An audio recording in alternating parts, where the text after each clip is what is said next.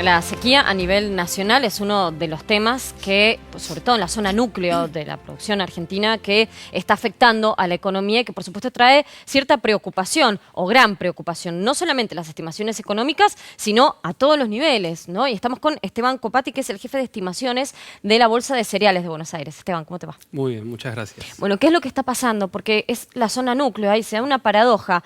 Hace un año atrás teníamos inundaciones que estaban verdaderamente complicando al campo, sí, y ahora tenemos una sequía que lleva más de un mes y el pronóstico parece que no es bueno, que va a seguir igual. Exacto. Estamos viviendo una transición de un año húmedo hacia un año seco que está afectando fuertemente la producción de los cultivos extensivos más importantes de Argentina, principalmente ahora los cultivos de verano, soja y maíz, ¿no?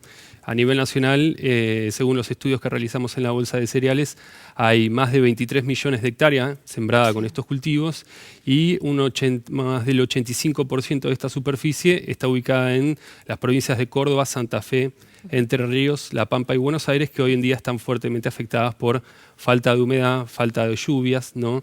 Y está poniendo en riesgo la producción nacional de cultivos que se exportan, pero que también se consumen a nivel local, como es el caso de maíz, que es muy importante para la producción de carne y leche, ¿no? Yo recién hablábamos antes del aire, si se puede producir algún tipo de, no sé, afectar a la tierra, o cómo se puede salvar esa tierra, o cuándo se puede volver a sembrar allí, cuánto tiempo tiene que pasar. ¿Cuándo vuelve a llover? ¿Qué dice el servicio meteorológico? Qué pregunta, ¿no? ¿Quién supiera? Claro.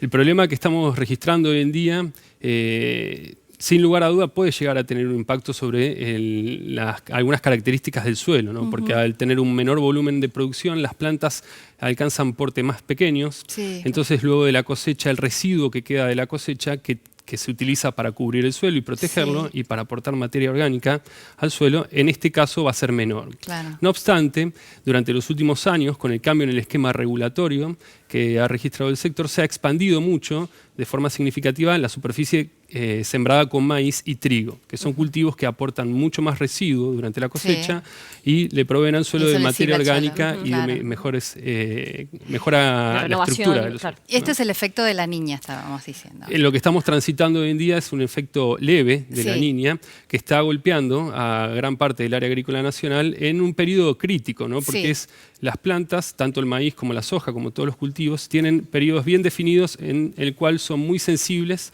a estrés térmico o a estrés hídrico. Hoy en día estamos transitando plena etapa crítica para maíz y soja, que es donde se define el rendimiento que vamos a estar cosechando durante los próximos meses y tiene un impacto muy grande. Que las pérdidas ya son del 46% en materia de soja.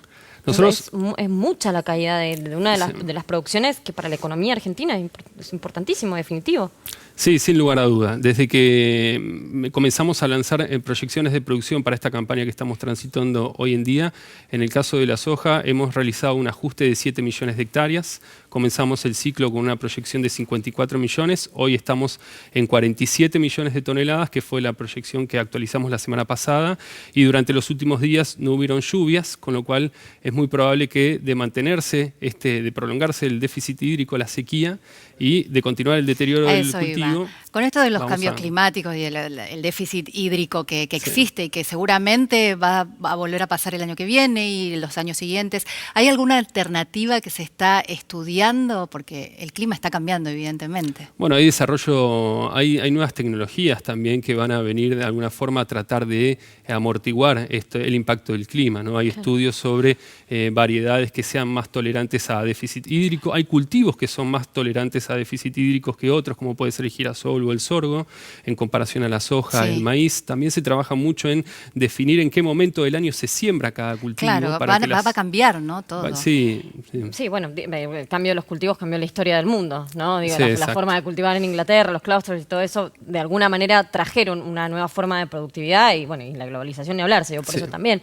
Pero hay un tema que yo quería preguntarte esto. ¿Se da en realidad por el cambio climático que se está sufriendo o en la historia que se conoce, ¿no? Mundialmente, que las civilizaciones estaban asignadas por esto, por el clima? ¿Se dan estos ciclos? Si son naturales estos ciclos. Hay ciclos de largo plazo que tienden a ser húmedos o secos, ¿no? Según el ingeniero Sierra, que es nuestro asesor en climatología en la Bolsa de Cereales, él habla de que estamos saliendo de un ciclo húmedo a pesar de que los ciclos son largos, de más de 50 años, y se pueden ver diferencias entre un año a otro. Nosotros salimos de, bueno, lo decían al principio de la nota, hemos tenido un año húmedo durante la campaña pasada y hemos tenido años húmedos durante los últimos ciclos también. Hay regiones de Santa Fe, en el sur de Santa Fe, que con la humedad residual, digamos, todavía los cultivos están zafando, digamos, pero es mucha la diferencia entre inundaciones, de las que hablamos el año pasado, a la total sequía de este año. Entonces, ¿esas polarizaciones tienen relación? Sí, estamos aparentemente saliendo de un ciclo húmedo de largo plazo y entrando hacia un ciclo más seco. No obstante, hay que hacer un seguimiento de campaña porque hay otras variables también que tienen impacto sobre el clima en Argentina, como pueden ser las temperaturas del Pacífico ecuatorial, y mismo hay efectos climáticos más regionales también que tienen impacto sobre cómo se van desarrollando las lluvias durante el ciclo de cada campaña también, ¿no? Bien, Esteban, muchísimas gracias. Aprendí. Gracias.